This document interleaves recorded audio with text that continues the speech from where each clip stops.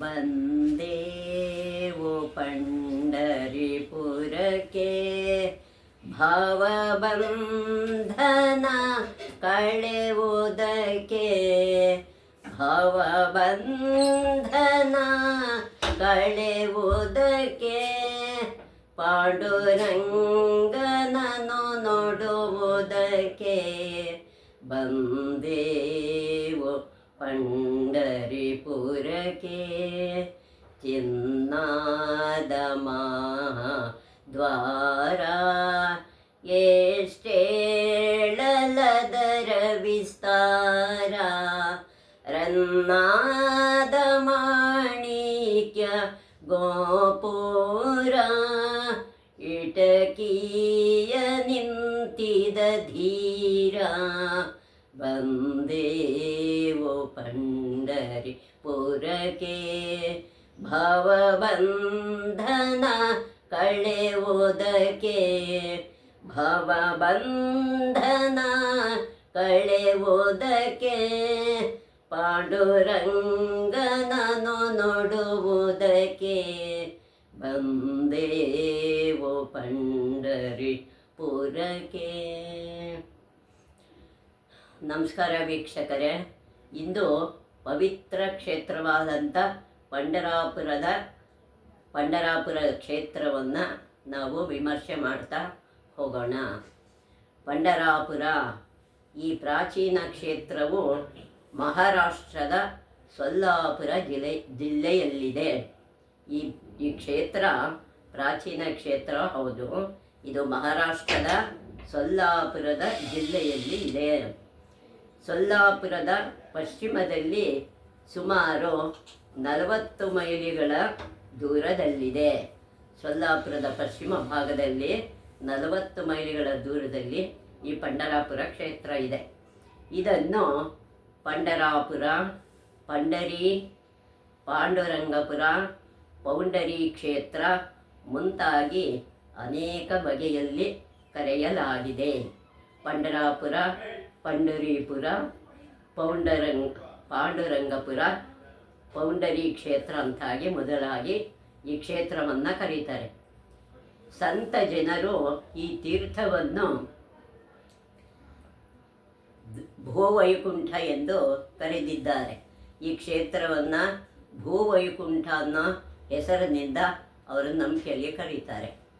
ಈ ಕ್ಷೇತ್ರವು ಕೃಷ್ಣಾ ನದಿಯ ಉಪನದಿಯಾದ ಮಹಾನದಿಯ ದಡದಲ್ಲಿದೆ. ಈ ಕ್ಷೇತ್ರ ಕೃಷ್ಣಾ ನದಿಯ ಉಪನದಿಯಾದ ಮಹಾನದಿ ದಡದ ಮೇಲೆ ಇದೆ. ಭೀಮಾ ನದಿ ಅಂತ ಒಂದು ನದಿ ಇದೆ. ಭೀಮೆಯ ಕ್ಷೇತ್ರದಲ್ಲಿ ಅರ್ಧಚಂದ್ರಾಕಾರಕೃತಿಯಲ್ಲಿ ಹರಿಯುತ್ತಿದೆ. ಇದು ಅರ್ಧಚಂದ್ರಾಕಾರ ಕೃತಿಯಲ್ಲಿ ಈ ನದಿ ಹರಿತಾ ಇದೆ. ಆದ್ದರಿಂದ ಭೀಮೆಯನ್ನು ಚಂದ್ರಭಾಗ ಎಂದು ಕರೆಯುತ್ತಾರೆ.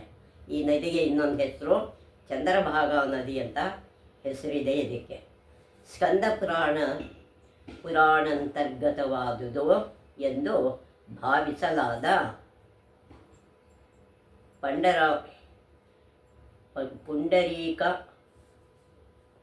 ಪುಂಡರೀಕ ಮಹಾತ್ಮೆ ಎಂಬ ಗ್ರಂಥದಲ್ಲಿ ಈ ಕ್ಷೇತ್ರದ ವರ್ಣನೆ ಸಿಗುತ್ತದೆ. ಪಾಂಡುರಂಗಶ್ರೀ ಮಹಾತ್ಮೆಯಲ್ಲಿ ಈ ಗ್ರಂಥದ ಉಲ್ಲೇಖ ಸಿಗುತ್ತೆ. ಅದರಲ್ಲಿನ ಒಂದು ಶ್ಲೋಕ ಹೀಗಿದೆ. ಅದರ ಶ್ಲೋಕ ಹೀಗಿದೆ: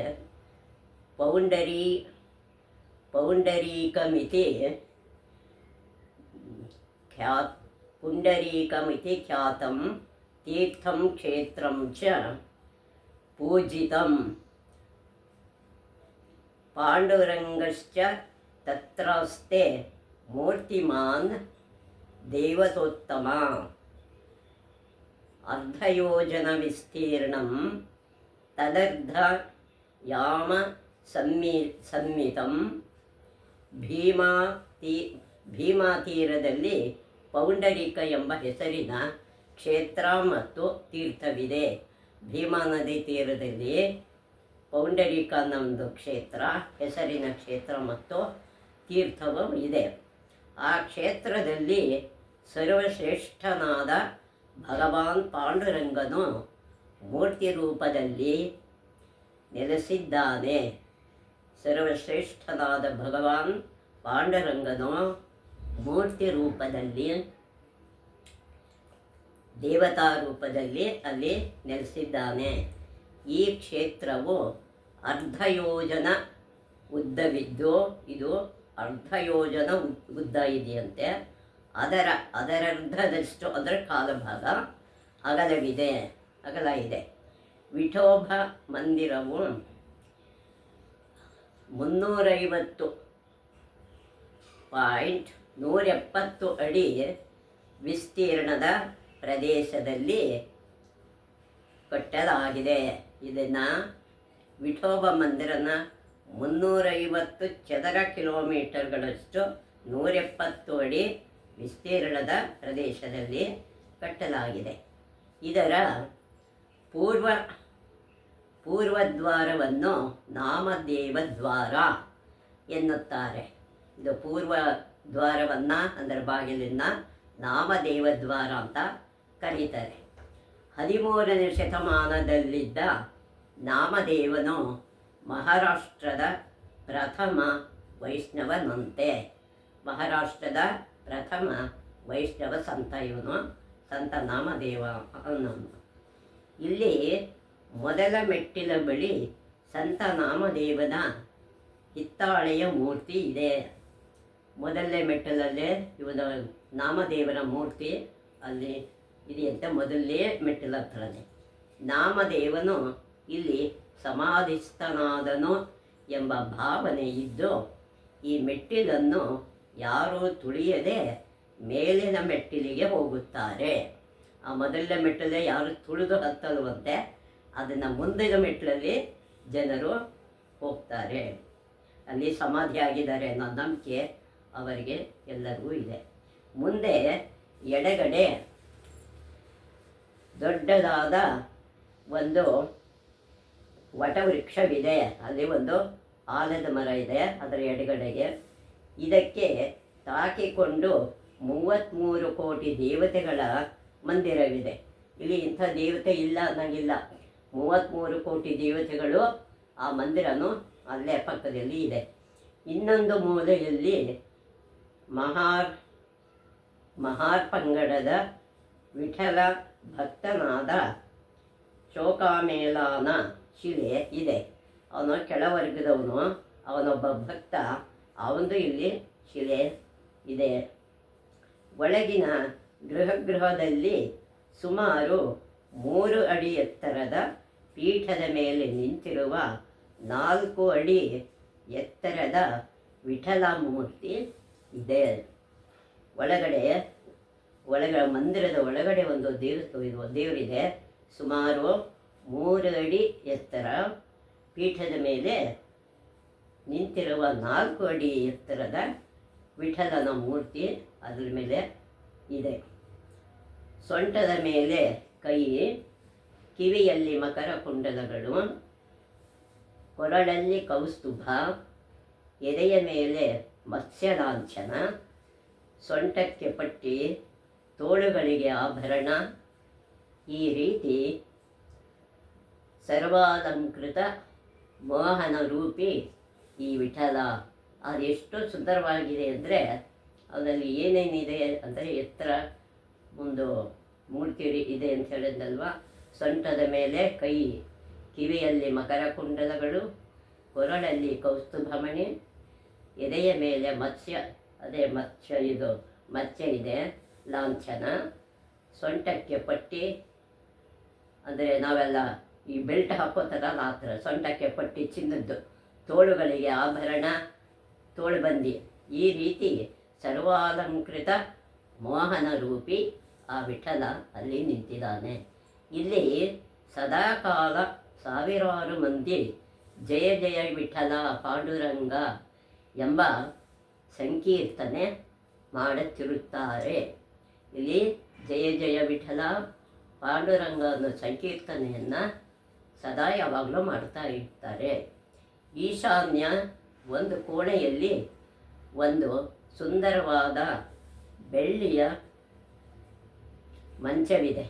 ಒಂದು ಬೆಳ್ಳಿ ಮಂಚ ಇದೆಯಂತೆ ಸುಂದರ ಈಶಾನ್ಯ ಕೋಣೆಯಲ್ಲಿ. ಇಲ್ಲೇ 16 ಕಂಬಗಳ ಒಂದು ಮಂಟಪವಿದೆ. ಅಲ್ಲಿ ಸುಂದರವಾದ 16 ಕಂಬಗಳಿದೆ.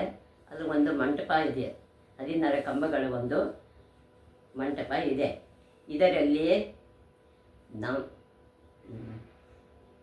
ನಾರದ, ಅದರಲ್ಲಿ ಯಾವ್ಯಾವುದು ಮೂರ್ತಿಗಳಿದೆ ಅಂತ, ನಾರದ, ಪರಶುರಾಮ, ಗಣಪತಿ, ಹನುಮಂತ ಮತ್ತು ಗರುಡ ಮುಂತಾದ ದೇವತೆಗಳ ಮೂರ್ತಿಗಳಿವೆ. ಇಲ್ಲಿರುವ ಕಂಬಗಳ ಪೈಕಿ ಒಂದು ಪುರಂದರದಾಸರ ಕಂಬವೆಂದು ಪ್ರಸಿದ್ಧವಾಗಿದೆ. ಈ 16 ಕಂಬಗಳಲ್ಲಿ ಪುರಂದರದಾಸರ ಕಂಬ ಅಂತ ಒಂದು ಪ್ರಸಿದ್ಧವಾದ ಕಂಬ ಇದೆ. ಇದಕ್ಕೆ ಹೊರಗೆ ದಾಸರು ಕೀರ್ತನೆ ಮಾಡುತ್ತಿದ್ದರಂತೆ, ಕೃತಿಗಳನ್ನು ಬರೀತಾ ಇದ್ದರಂತೆ ಅಲ್ಲಿ. ಅದಕ್ಕೆ ಪುರಂದರದಾಸರ ಕಂಬ ಅಂತಲೇ ಹೆಸರು, ಪುರಂದರ ಕಂಬ ಅಂತ. ಇದಕ್ಕೆ ಬೆಳ್ಳಿ ಬಂಗಾರಗಳ ಅಲಂಕಾರವಿದೆ. ಇದನ್ನು ಆಲಿಂಗಿಸಿ ನಮಿಸಿ ಮುಂದೆ ಹೋಗುತ್ತಾರೆ. ಇದನ್ನು ಕಂಬಕ್ಕೆ ನಮಿಸಿ ಮುಂದೆ ಹೋಗ್ತಾರೆ. ಮಂದಿರದ ತುಂಬೆಲ್ಲ ಭಗವಾನ್ ನಾಮ ಸ್ಮರಣೆಯೊಡನೆ ಆದರ ಸ್ಮರಣೆಯೊಂದೇ. ಅದರಲ್ಲಿ ಇವರೆಲ್ಲ ಭಗವಂತನ ನಾಮ ಸ್ಮರಣೆಯೊಂದೇ ಅದು ಹೋಗ್ತಾ ಇದ್ದಾಗ. ಆದ್ದರಿಂದಲೇ ಪಂಡರೀನಾಥನನ್ನು ಶಬ್ದ ಬ್ರಹ್ಮ ಎಂದು ಕರೆದಿದ್ದಾರೆ. ಅಲ್ಲಿ ಮೌನಕ್ಕೆ ಆಸ್ಪದ ಇಲ್ಲ, ದೇವರ ಸಂಕೀರ್ತನೆಗೆ ಮಾತ್ರ ಅವಕಾಶ ಇದೆ. ಎಲ್ಲರೂ ಸುಮ್ಮನೆ ಬಾಯಿ ಮುಚ್ಕೊಂಡು ಹೋಗಲ್ಲ, ನಾಮ ಹೇಳ್ಕೊಂಡೇ ಹೋಗ್ತಿರ್ತಾರೆ ಇಲ್ಲಿ. ಅದಕ್ಕೆ ಇದನ್ನು ಶಬ್ದ ಬ್ರಹ್ಮ ಅಂತ ಕರೀತಾರೆ. ಇಲ್ಲಿ ಎಲ್ಲರೂ ಪರಮಾತ್ಮನನ್ನು ಮುಟ್ಟಿ ಪೂಜಿಸಿ ಧನ್ಯರಾಗಬಹುದು. ಇಲ್ಲಿ ಎಲ್ಲರೂ ದೇವರನ್ನು ಮುಟ್ಟಿ ಪೂಜೆ ಮಾಡ್ಬೋದು. ಪ್ರತಿಯೊಬ್ಬ ಭಕ್ತನು ಪಾಂಡುರಂಗನ ಚರಣ ಕಮಲಗಳ ಮೇಲೆ ಶಿರವನ್ನಿಟ್ಟು ವಂದಿಸುತ್ತಾರೆ. ಅಲ್ಲಿ ಒಬ್ಬೊಬ್ಬರು ತಲೆ ಇಟ್ಟು ನಮಸ್ಕಾರ ಮಾಡಿ ಅದೇ ಮುಂದೆ ಹೋಗ್ತಾರೆ. ವಿಠಲನ ಸ್ಪರ್ಶ ಮಾಡ್ಬೋದು.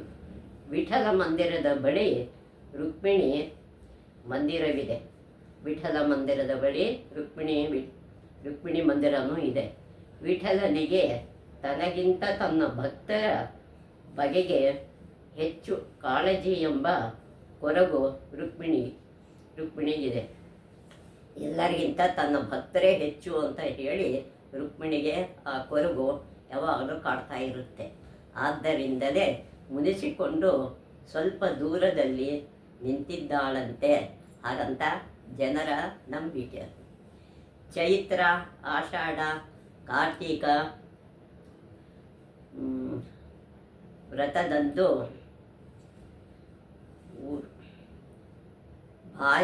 ಭಾರಿ ಯಾತ್ರಿಕರು ಸೇರುತ್ತಾರೆ. ಚೈತ್ರ ಮಾಸದಲ್ಲಿ, ಆಷಾಢ ಮಾಸದಲ್ಲಿ ಮತ್ತು ಮಾಘ ಮಾಸಗಳಲ್ಲಿ ಯಾವಾಗಲೂ ಯಾತ್ರಿಕರು ಇಲ್ಲಿ ಸೇರ್ತಾ ಇರ್ತಾರೆ. ಭಕ್ತ ಪುಂಡಲೀಕನಿಂದಾಗಿ ಪಾಂಡುರಂಗನು ಪಂಡರಾಪುರಕ್ಕೆ ಬರಬೇಕಾಯಿತು. ಇದು ಭಕ್ತ ಪುಂಡಲೀಕನಿಂದಾಗಿ ಪಾಂಡುರಂಗ ಪಂಡರೀಪುರಕ್ಕೆ ಬರಬೇಕಾಯಿತು. ಕಾರಣ ಏನು ಅಂದರೆ ಇದಕ್ಕೆ ಸಂಬಂಧಿಸಿದ ಘಟನೆ ಸುಂದರವಾಗಿದೆ. ಅದಕ್ಕೆ ಏನು ಸಂಬಂಧ ಒಂದು ಘಟನೆ ಅಂದರೆ, ಜಾನುದೇವ ಮತ್ತು ಮುಕ್ತಾಬಾಯಿಯರ ಮಗ ಪುಂಡಲೀಕ. ಅದರಲ್ಲಿ ಸುಂದರವಾಗಿದೆ. ಏನು ಜಾನುದೇವ ಅಂತ ಒಬ್ಬ ಮತ್ತು ಮುಕ್ತಾಬಾಯಿಯರ ಇಬ್ಬರ ಮಗ ಅವನು ಪುಂಡಲೀಕ ಅಂತ. ಭೋಗವಾದಿಯಾಗಿದ್ದ ಆತ ಮಾತಾಪಿತೃಗಳ ಸೇವೆಯಲ್ಲಿ ನಿರಾಸಕ್ತನಾಗಿದ್ದ. ಅವನು ತಂದೆ ತಾಯಿಗಳ ಸೇವೆಯನ್ನು ಮಾಡ್ತಾನೇ ಇರಲಿಲ್ಲ. ಅವನೇ ಬರೀ ಯಾವಾಗಲೂ ಭೋಗ ಜೀವನದಲ್ಲಿ ನಿರತನಾಗಿರ್ತಿದ್ದ. ಒಮ್ಮೆ ಇಡೀ ಪರಿವಾರ ಯಾತ್ರೆಗೆಂದು ಹೊರಟಿತು. ಕೆಲವರೆಲ್ಲ ಪಾಂಡುರಂಗನ ನೋಡಬೇಕು ಅಂತ ಎಲ್ಲ ಹೊರಡ್ತಾ ಇದ್ದರು ಭಕ್ತರು.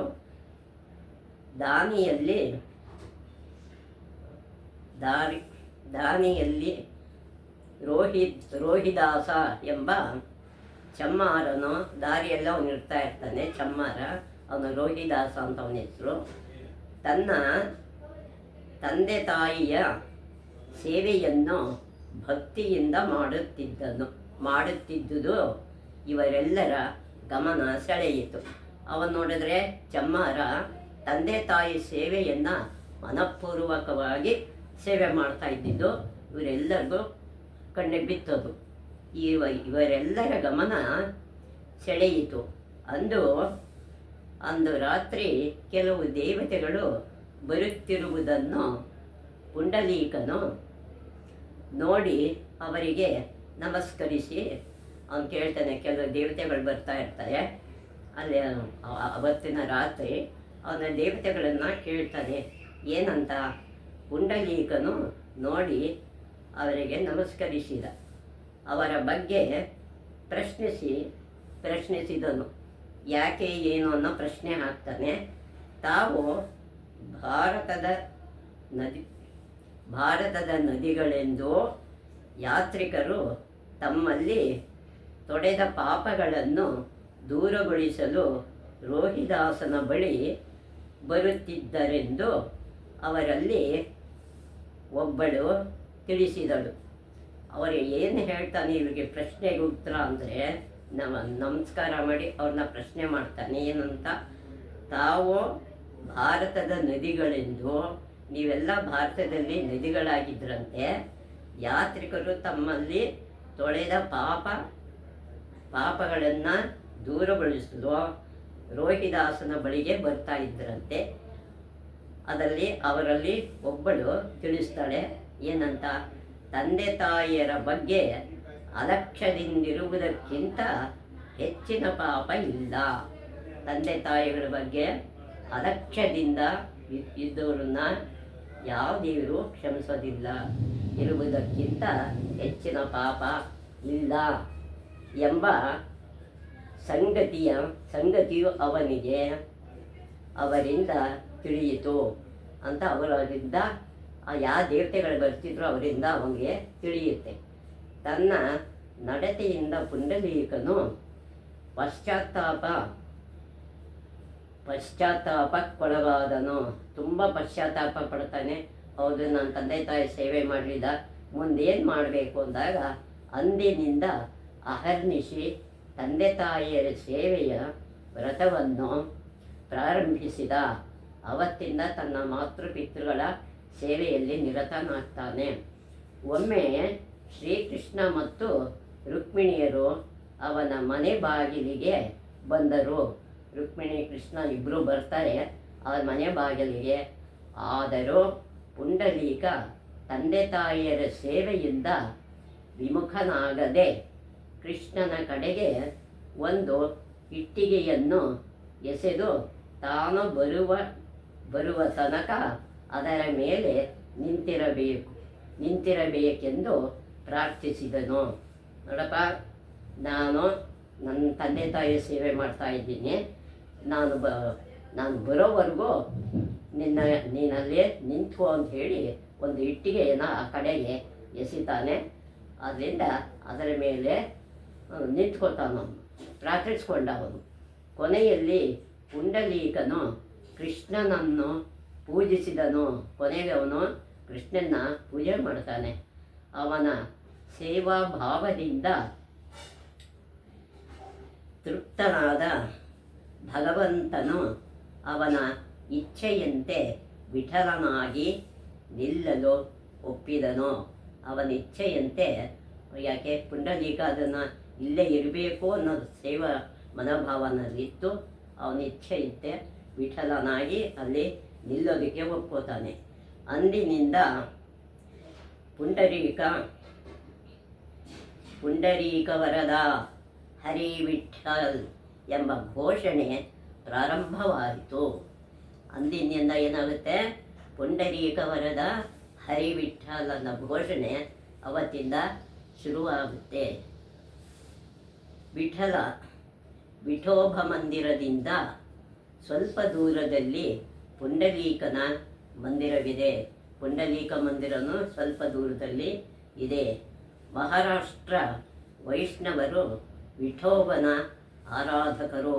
ಎಲ್ಲರೂ ವಿಠಲನ ಆರಾಧಕರೇ ಅಲ್ಲಿ ಮಹಾರಾಷ್ಟ್ರದವರೆಲ್ಲ. ಕೃಷ್ಣಾಷ್ಟಮಿಯನ್ನು ಇಲ್ಲಿ ಅದ್ಧೂರಿಯಿಂದ ಆಚರಿಸಲಾಗುತ್ತದೆ. ಕೃಷ್ಣಾಷ್ಟಮಿ ಬಂತು ಅಂದರೆ ಅದ್ಧೂರಿಯಾಗಿ ಆಚರಿಸ್ತಾರೆ. ಸಮಾಜದ ಎಲ್ಲ ವರ್ಗದಲ್ಲೂ ವಿಠೋಬನ ಭಕ್ತರಿದ್ದಾರೆ. ವಾರೀಖರಿ ಎಂದರು ಸಂಪ್ರದಾಯದ, ಇದೊಂದು ಸಂಪ್ರದಾಯ ವಾರೀಖರಿ ಅಂತ. ಸಂಪ್ರದಾಯದಂತೂ ಹೆಚ್ಚಾಗಿ ಸಮಾಜದ ಕೆಳವರ್ಗದಿಂದ ಬಂದವರು, ಅವರು ಕೆಳ ಜನಾಂಗಕ್ಕೆ ಸೇರಿದವರು ವಾರೀಖರಿ ಅನ್ನೋರು. ಈ ಸಂಪ್ರದಾಯದಲ್ಲಿ ಅನೇಕ ಮಹಮ್ಮದೀಯರು ಸೇರಿದ್ದಾರೆ. ಇಲ್ಲಿ ಮುಸ್ಲಿಮರು ಕೂಡ ಸೇರಿರ್ತಾರೆ ಈ ವರ್ಗಕ್ಕೆ. ಈ ಸಂಪ್ರದಾಯವು 13ನೇ ಶತಮಾನದಲ್ಲಿ ಜ್ಞಾನೇಶ್ವರರಿಂದ ಪ್ರಾರಂಭವಾಯಿತು. 13ನೇ ಶತಮಾನದಲ್ಲಿ ಜ್ಞಾನೇಶ್ವರ ಅಂತ ಇರ್ತಾರೆ, ಅವರ ಕಾಲದಿಂದ ಇದು ಶುರುವಾಗುತ್ತೆ. ಜ್ಞಾನೇಶ್ವರ್ ಮಹಾರಾಷ್ಟ್ರದ ಭಾಗವತ ಸಂಪ್ರದಾಯದ ಪ್ರವರ್ತಕರು. ಮೊದಲನೇ ಭಾಗವತದ ಸಾಂಪ್ರದಾಯಿಕ ಪ್ರವರ್ತಕರು ಇವರು ಜ್ಞಾನೇಶ್ವರನವರು. ಅವರು ನಾಥ ಸಂಪ್ರದಾಯದಿಂದ ಪ್ರಭಾವಿತರಾದರು. ನಾಥ ಪಂಥ ಅಂತ ಒಂದಿದೆ, ಆ ಪ್ರಭಾವದಿಂದ ಇವರು ಪ್ರಭಾವಿತರಾಗ್ತಾರೆ ಜ್ಞಾನೇಶ್ವರನವರು. ಇವರ ತಂದೆ ವಿಠಲ ಪಂಥರು. ಅವರ ತಂದೆ ವಿಠಲ ಪಂಥರು. ಜಿಗುಪ್ಸೆಯಿಂದ ಮನೆ ತೊರೆದು ಕಾಶಿಯಲ್ಲಿ ಸನ್ಯಾಸ ಸ್ವೀಕರಿಸಿದ್ದರು. ಅವ್ರ ತಂದೆ ಇವರೆಲ್ಲ ಹುಟ್ಟೋಕೆ ಮೊದಲು ಸಂಸಾರ ಬೇಡ ಅಂತ ಕಾಶಿಗೆ ಹೋಗಿ ಸನ್ಯಾಸಿಗಳ ಹತ್ರ ದೀಕ್ಷೆ ಪಡ್ಕೊಳ್ಳೋಕೆ ಹೋಗ್ತಾರೆ, ಸನ್ಯಾಸ ಸ್ವೀಕಾರ ಮಾಡೋಕ್ಕೆ. ಇವರ ಗುರುಗಳು ಆಲಂದಿಗೆ ಒಮ್ಮೆ ಬಂದಿದ್ದಾಗ ಇವರ ಹೆಂಡತಿ ದುಃಖ ನೋಡಿ ವಿಠಲ ಪಂಥರಿಗೆ ಸನ್ಯಾಸಿ ತೊರೆದು ಮನೆಗೆ ತೆರಳು ಆದೇಶ ನೀಡಿದರು. ಈಗ ನೀನು ಹೆಂಡತಿ ದುಃಖ ನೋಡಿ ಅವರು ಇಲ್ಲಿ ಬಂದಿರ್ತಾರೆ. ಆಲಂದಿಗೆ ಅಂತ ಒಂದು ಊರಿರುತ್ತೆ, ಅಲ್ಲಿ ನೋಡಿ ಹೆಂಡತಿ ದುಃಖ ನೋಡಿ ಅವರಿಗೆ ಈ ಶಿಷ್ಯನಿಗೆ ಅವರು ದೀಕ್ಷೆ ಕೊಟ್ಟಿದ್ರೂ ನೀನು ಸಂಸಾರಕ್ಕೆ ಮತ್ತೆ ವಾಪಸ್ ಹೋಗು ಅನ್ನೋ ಸಂದೇಶವನ್ನು ಹೋಗು ಅಂತ ಕಳಿಸ್ತಾರೆ. ಆಗ ಅಂತೆಯೇ ಅವರು ಪುನಃ ಗೃಹಸ್ಥರಾದರು. ಪುನಃ ಅವರು ಗೃಹಸ್ಥಾಶ್ರಮನ ಸ್ವೀಕಾರ ಮಾಡ್ತಾರೆ.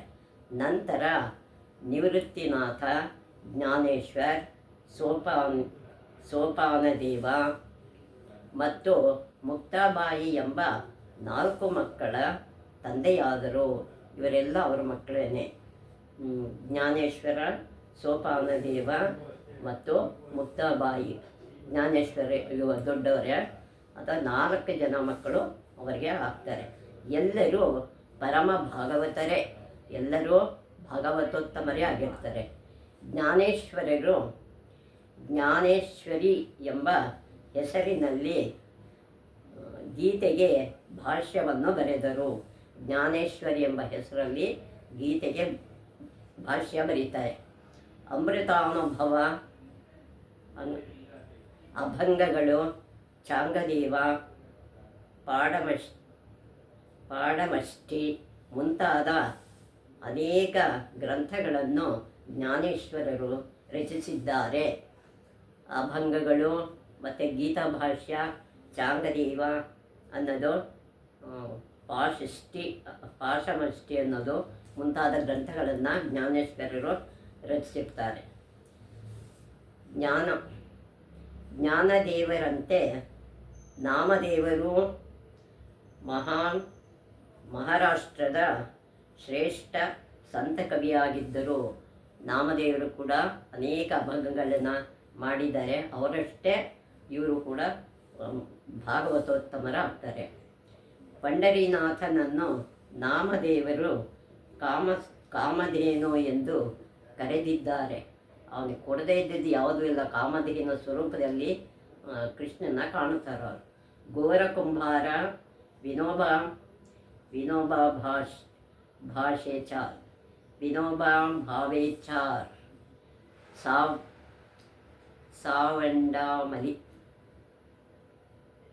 ಸಾವಂತಾಮಾಲಿ ನರಹರಿ ಸೋಮನಾಥ ಚೋಕಾಮೇಲ ಜಯಾಭೈ ಜನಭಾಯಿ ಸೇನಾ ಕಾಯೋನೋ ಪಾತ್ರ ಮೊದಲಾದವರು ನಾಮದೇವರ ಸಮಕಾಲೀನರು. ಇಷ್ಟು ಜನ ಅವರು ಸಮಕಾಲದಲ್ಲಿ ಇರ್ತಾರೆ. ಇವರ ಬಳಿಕ ಮಹಾರಾಷ್ಟ್ರದಲ್ಲಿ ಬಂದ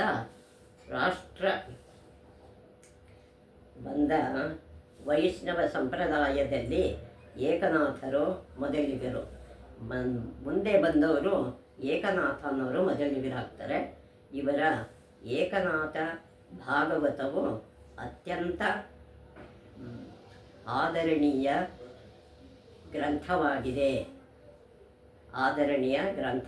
ಈ ಭಾಗವತ ಅವರು ಏಕನಾಥರು ಬರೆದಿರೋದು. ಸಂತರ ಮಾಲಿಕೆಯಲ್ಲಿ ಕಡೆಯಲ್ಲಿ ಬಂದು ಪ್ರಸಿದ್ಧವಾದವರು ಸಂತ ತುಕಾರಾಮರು. ಕೊನೆಯಲ್ಲಿ ಬಂದರು ಪ್ರಸಿದ್ಧವಾದ ಸಂತ ತುಕಾರಾಮರು. ಈ ಮಹಾರಾಷ್ಟ್ರದ ಮರಾಠಿ ಸಾಹಿತ್ಯಕ್ಕೆ ಹೊಸ ತಿರುವು ನೀಡಿದ ವಿಠಲನ ಭಕ್ತ ಕವಿ ಇವರು. ವಿಠಲನಿಗೆ ಹತ್ತಿರವಾದ ಭಕ್ತ ಕವಿ ಸಂತ ತುಕಾರಾಮರು. ತುಕಾರಾಮರ ಅಭಂಗಗಳನ್ನು ಹಾಡದ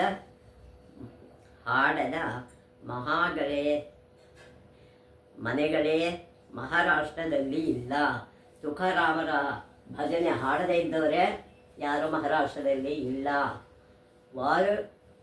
ವಾರಕವಿ ಸಂಪ್ರದಾಯ ಜನ್ಮ ನೀಡಿದ ಈ ಎಲ್ಲ ಸಂತರು ಗೋಪೀಚಂದನ ಮತ್ತು ತುಳಸಿ ಮಾಲೆಗಳನ್ನು ಧರಿಸಿ ಹರಿಕೀರ್ತನೆಗಳನ್ನು ಮಾಡುತ್ತಿದ್ದರು. ಇವರೆಲ್ಲರೂ ತುಳಸಿ ಮಾಲೆ ಕೆಳಜನದಿಂದ ಹಿಡಿದು ಉತ್ತಮ ಜನಾಂಗದವರೆಗೂ ಇಲ್ಲಿ ಎಲ್ಲ ಸಂತರು ಕೂಡ ಗೋಪೀಚಂದನ ಧರಿಸ್ತಾರೆ, ತುಳಸಿ ಮಾಲೆಗಳನ್ನು ಧರಿಸ್ತಾರೆ, ಹರಿಕೀರ್ತನೆಯನ್ನು ಯಾವಾಗಲೂ ಮಾಡ್ತಾ ಇರ್ತಾರೆ. ಅವರ ಸಂಪ್ರದಾಯದವರು ಜ್ಞಾನೇಶ್ವರಿ ಮತ್ತು ತುಕಾರಾಮರ ಪಲ್ಲಕ್ಕಿಗಳನ್ನು ಹೊತ್ತು ಇಂದಿಗೂ ಆಷಾಢ ಮತ್ತು ಕಾರ್ತಿಕ ಏಕಾದಶಿಗಳಿಗೆ ಪಂಢರಾಪುರಕ್ಕೆ ಹೋಗುತ್ತಾರೆ. ಇವತ್ತು ಕೂಡ ಅವರ ಪಲ್ಲಕ್ಕಿಗಳನ್ನು ಹೊತ್ತು ಆಷಾಢ ಮಾಸ ಏಕಾದಶಿ, ಕಾರ್ತಿಕ ಮಾಸದ ಏಕಾದಶಿಗಳಲ್ಲಿ ಇವರನ್ನು ಹೊತ್ತು ಅವರು ಸಂತೋಷ ಪಡ್ತಾರೆ. ಪಂಢರಾಪುರದ ವಿಷಯಗಳು ಅಡಗುಲಜ್ಜಿ ಕಥೆಯಲ್ಲ. ಇದು ಒಂದು ಅಡಗುಲಜ್ಜಿ ಕಥೆಯಲ್ಲ. ಇದು ನಿಜವಾದ ಮನಸ್ಸಿಗೆ ತಟ್ಟಬೇಕಾದ ಒಂದು ಮಹಾರಾಷ್ಟ್ರ ಕ್ಷೇತ್ರ. ಅದು ಕೆಲವೇ 100 ವರ್ಷಗಳ ಹಿಂದೆ ನಡೆದ ಪರಮಾತ್ಮ ಲೀಲೆಯ ಸಾಕ್ಷಿಗಳು. ಇವೆಲ್ಲ ಪರಮಾತ್ಮ ಲೀಲೆಯ ಸಾಕ್ಷಿಗಳು ಅಂತ ಎಲ್ಲರೂ ಇವತ್ತಿಗೂ ಪಂಢರಾಪುರಕ್ಕೆ ಆ ವರ್ಷ ಬಂದಾಗೆಲ್ಲ ನಡ್ಕೊಂಡು ಹೋಗೋರು ಎಷ್ಟೋ ಜನ ಇರ್ತಾರೆ. ಇದನ್ನು ನೋಡಿ ಕೇಳಿ ನಾವು ಧನ್ಯರಾಗೋಣ. ಚಂದ್ರಭಾಗ ಸ್ನಾನವ ಮಾಡಿ ಪಾಂಡುರಂಗ ವಿಠಲನ ನೋಡಿ ಮುದದಿಂದ ಪದಗಳ ಪಾಡಿ ಪಾಂಡುರಂಗ ವಿಠಲನ ಬೇಡಿ ಬಂದೇವು ಪಂಢರಿಪುರಕ್ಕೆ.